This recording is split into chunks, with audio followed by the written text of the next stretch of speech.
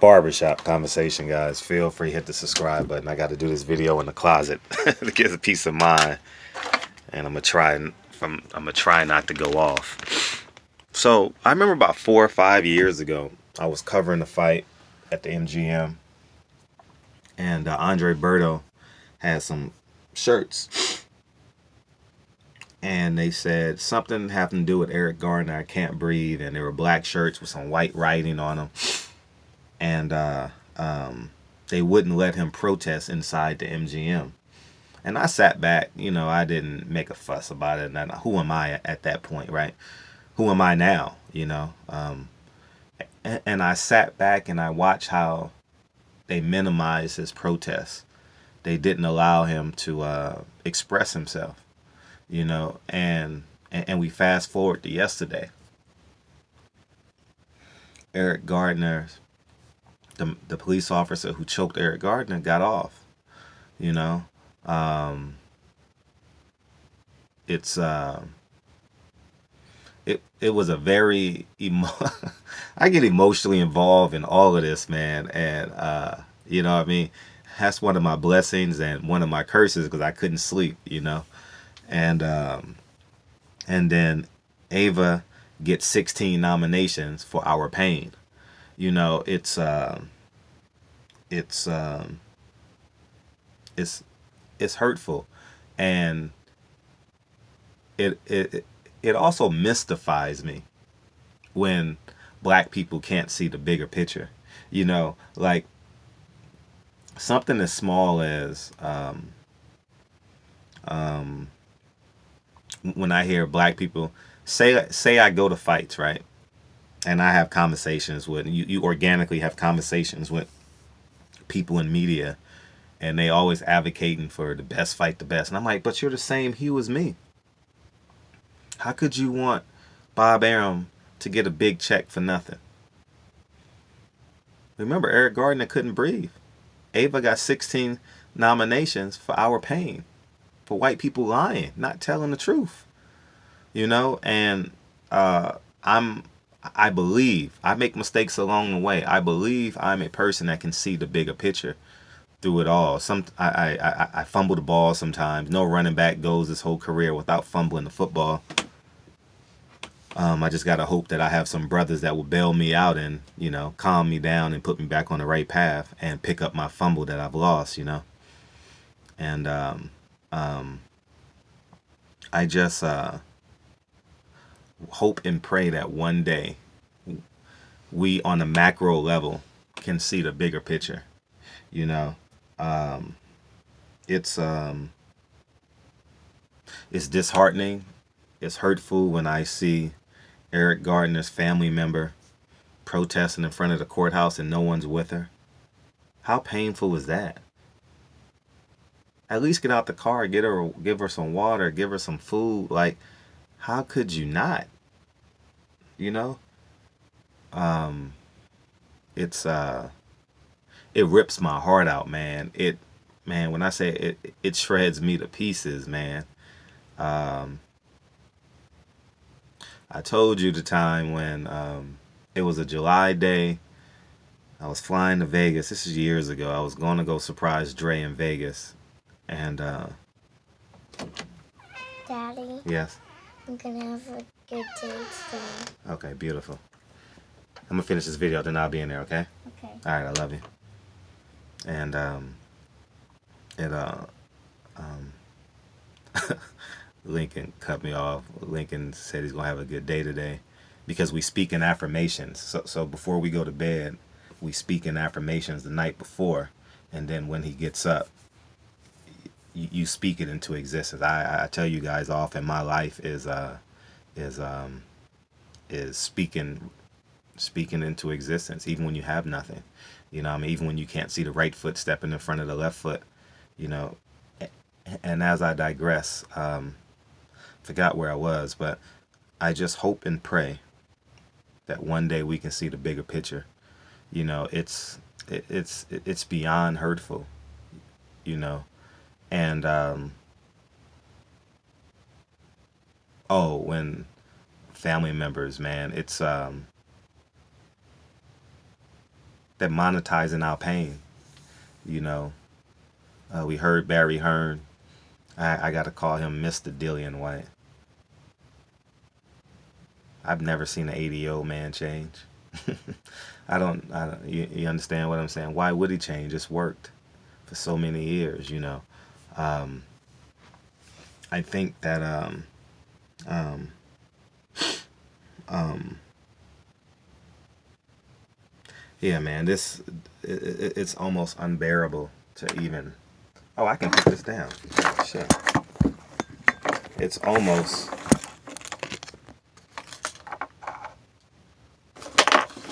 There we go. Now I'm good. It's taxing, man. It's taxing every day. I have to go through this, and um, that's why I don't watch the news at all, man. It's too painful to watch, you know.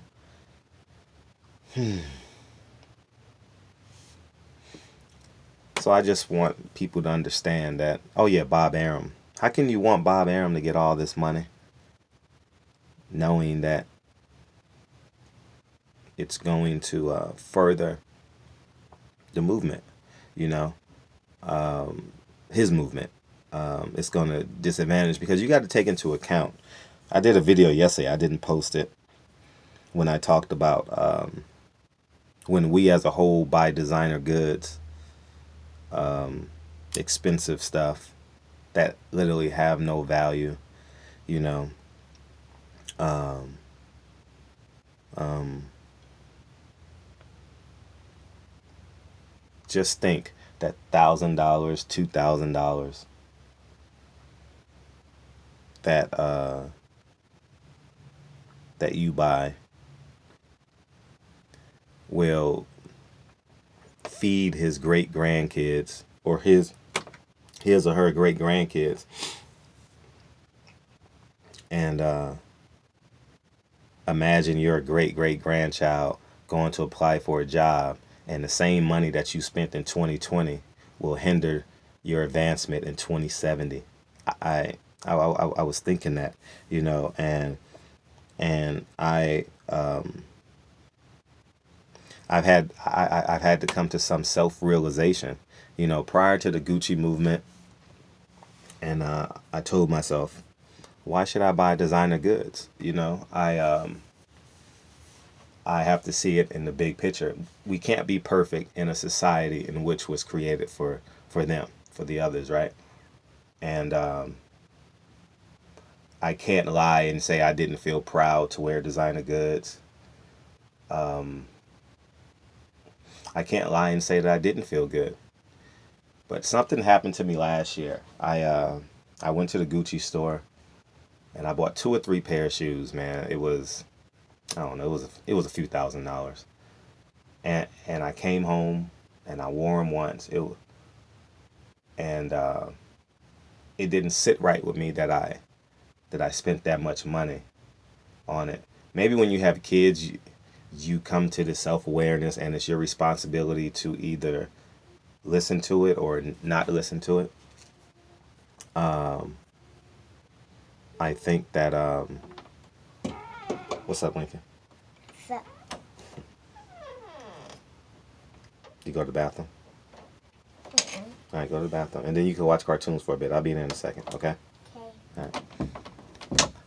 I think it's just important that we we listen to that inner voice. It it was hard for me, you know, like even the Gucci thing was, it wasn't hard for me to do it in the moment. It definitely wasn't. But, you know, I haven't worn Gucci since, you know, and piece of me um, think that um, I'll share that for another video as it relates to T.I. and Floyd Mayweather. But just the bigger picture of it, I don't think it would have been right for me to be wearing Gucci. You understand what I'm saying? And I don't think it's right that Eric Gardner's family member is protesting by herself in the biggest capita per square mile in America. You know, it's just flat out disgusting, man. And I don't understand black people who don't see the big picture. I'm not saying I'm not gonna call them out at their name, or because I'm not aiding in the fragmentation of our people. I just that shit was so painful. And then I keep on going down my Instagram, and Ava gets 16 nominations, and people are celebrating. It's congratulations, Ava. I mean, on one level, she deserves it. You know, 16 nominations, Emmy nominations is amazing. Yet she won it for our pain. You know, it's like a slave movie winning an Academy Award, an Emmy, or whatever the case may be. Um, I guess when you can make a white man cry, you you you win Emmy. She's gonna win something for that. I still haven't watched it yet. It's the reviews. It's too painful for me to watch. I can't even watch the 6 o'clock news, without getting frustrated, and that's the time I have my kids. So I don't want to transfer my energy into something negative. You know what I'm saying? So, but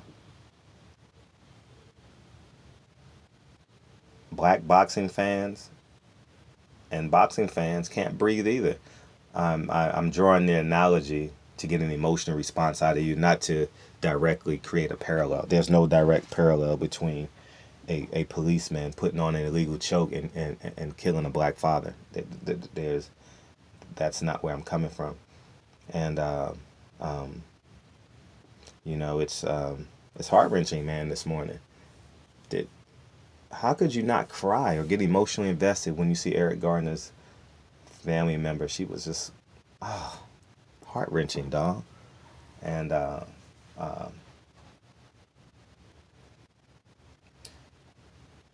so I bring us home to boxing. I'll wrap it up with this. I know I'm not going to sit here and say Al Heyman is a perfect man. I can't even sit here and say that I know him. I can't sit here and say that Sam Watson is a perfect man, and I can say I know him. I can't sit here and say Deontay Wilder is the greatest man, and I personally know him. I can't say all these things to be true. I can't say the Charlo brothers are perfect human beings. I can't say Earl Spence is a perfect human being. I can't say that Terrence Crawford is a perfect human being, and the list goes on and on. You guys know where I'm going with this. Yet I must see the bigger picture in them. I have to, you know. I have to want the black man to succeed, you know. Um, and and like I said, we live in a white man society. So when Terrence Crawford wins, Bob Arum wins. When Shakur Stevenson wins, Bob Arum wins. And I'm rooting for Shakur. I instinctively root for them, even if I don't post videos saying that I'm rooting for them 100%. I'm spiritually rooting for these men to win, uh, um, and I know the pain. It's like when you go buy an expensive car. Some of us have had the opportunity of buying an expensive car. Um, when you think about it in its totality, it's like, damn, I just made someone really wealthy. Um, the salesman. I tell you a great story. I went to Lexus. I bought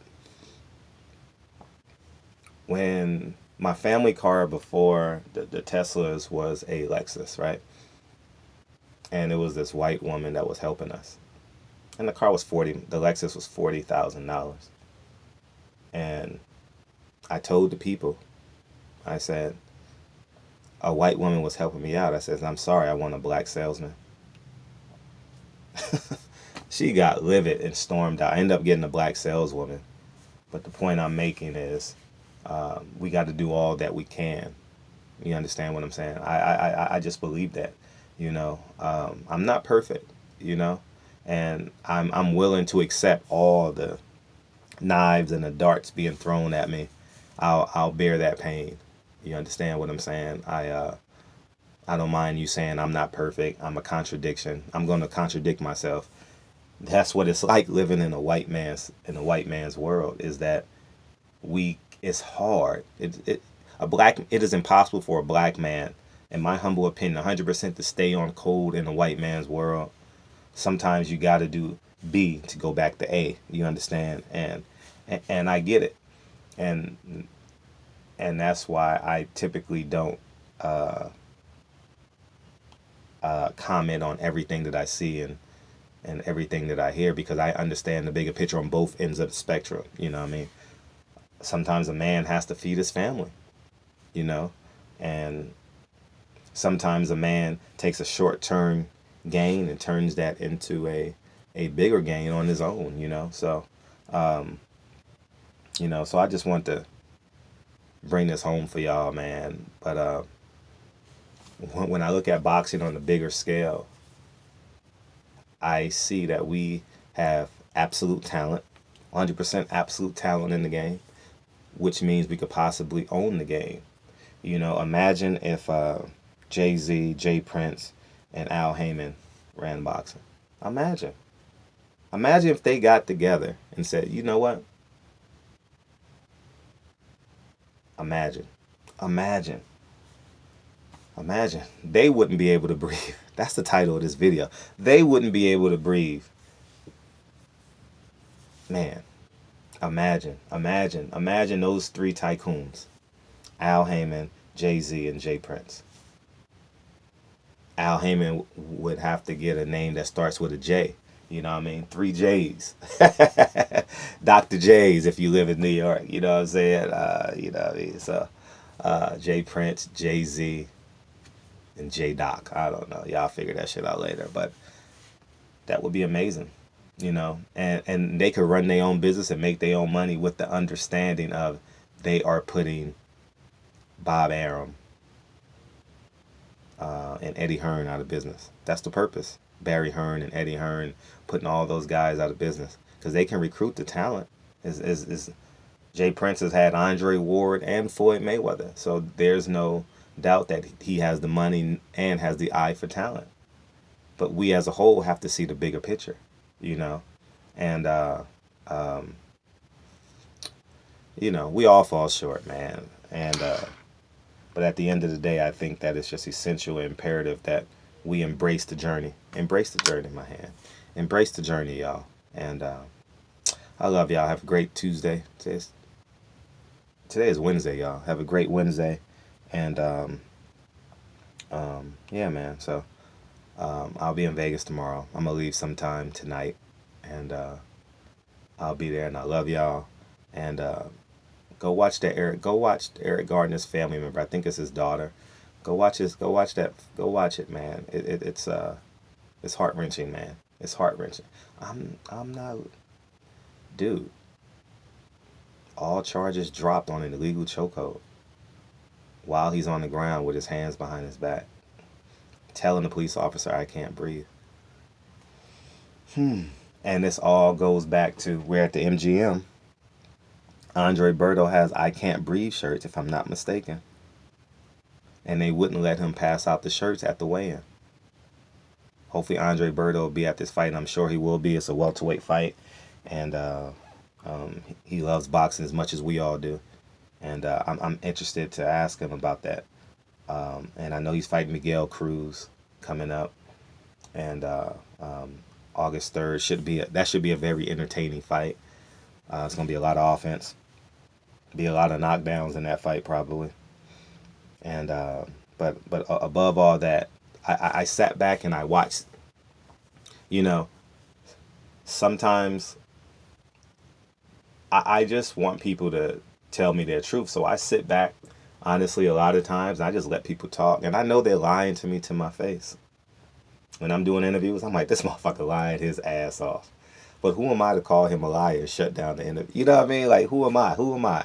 Who am I? This little guy doing videos in his closet. You know what I mean? Who am I? So, anyways, man, I love y'all. I'm gonna go watch cartoons with Lincoln, and I'm about to do my 35 push-ups too. CB Sports. I'm about to do my 35 push-ups and barbershop conversations, man. Y'all have a beautiful day, and fight, man. See the bigger picture. See the bigger picture. Feel free to say I'm a contradiction. I know I am. Feel free to say I don't know what I'm talking about. You're right. Feel free to say I just want the best fighters fighting the best. Feel free. I don't mind. As my grandmother would say, I'm just gonna pray for you. I don't believe in that shit. I believe in action. I believe that if your thoughts don't become an action, you're basically just wasted. You're wasting what Nipsey Hussle say. If you're not if you're not in your purpose, you're wasting air, something like that. So anyway, shout out to Nipsey Hussle, man. It's, I've been going to the Drew League. I've been going to the Drew League every weekend. I do my best to go every weekend because I miss those guys. Only see them guys once a year, as a whole, as a group. And when like Biggie and Nipsey and Jay-Z, more Nipsey now because we've had some years without Biggie and Pac. But the pain resonates, man, because you see all those kids from Watts, Compton, South Central, Inglewood, Carson. You see all those people in one place, and you see people fighting for their dreams. You got overseas guys, NBA guys, high school guys playing in the Drew League, and you see everyone wanting to get to the next step. And here is our native son who reached the apex, and jealousy takes him out, which is a parallel to the people who can't see the bigger picture in boxing. And you have the same, and your skin is the same hue as me. I don't grasp it. It's jealousy. It's a form of jealousy. It's a form of self-hatred. You know what I mean? So barbershop conversations, man. Feel free to hit the subscribe button. We got to make these motherfuckers breathless. All right. I'll talk to you guys soon. Peace.